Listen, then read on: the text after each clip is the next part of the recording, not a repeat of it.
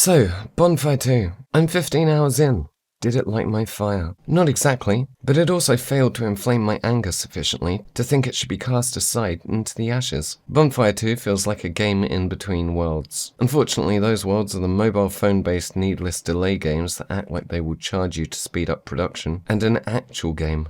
So if you like buildings that take far, far too long to build, moonwalking deer, and having almost zero agency for very long stretches of gameplay, Bonfire 2, the bonfiring, might, maybe, possibly be the game for you. I'd like to like Bonfire. I like Banished and other survival village games, so I should like this, right? Well, as I say, maybe. Bonfire is a build by day, defend by night village building game, a style of gameplay I very much enjoy. To its credit, Bonfire has a very strong aesthetic and possesses some interesting later game mechanics, with a clear end goal, often absent from these types of games. Where I think Bonfire fails is in its general approach to village building and management, with a UI lacking useful details at a glance, and very little choice or agency as to how you go about things. To succeed at Bonfire, you must keep an eye on your resources, sort of. Always run the maximum number of guards, no less, or you will have a miserable time. Reload your last save if any guards ever get killed, which they will regardless of what you do about it. Occasionally place a building or two from a specific and limited selection according to those that the game will currently let you, and then faff around managing individual equipment of your islanders, which could totally have been automated. Every now and then you might recruit new members to your island, which is the real barrier to expansion, as your people seem unwilling or unable to produce their own young. In the later game, exploration, trading, and working towards the construction of Titan forges to kill some evil wizards someplace is also in the offing. Aside from this, you will be mostly waiting. It would be nice to take advantage of your guards as workers during the day to speed things up, and perhaps reward some micromanaging, but a mix of pathing issues and whatever else puts you at risk of having your guards glitching, and rather than arming themselves, they will just run on the spot. Similarly, you may want to try something cunning like optimize build orders to get your village going in a different way to your last game, which again, bad luck because the game will limit the buildings you have access to, and the number of those buildings you can build. This really detracts from my desire to replay the early game, as your options remain the same from game to game.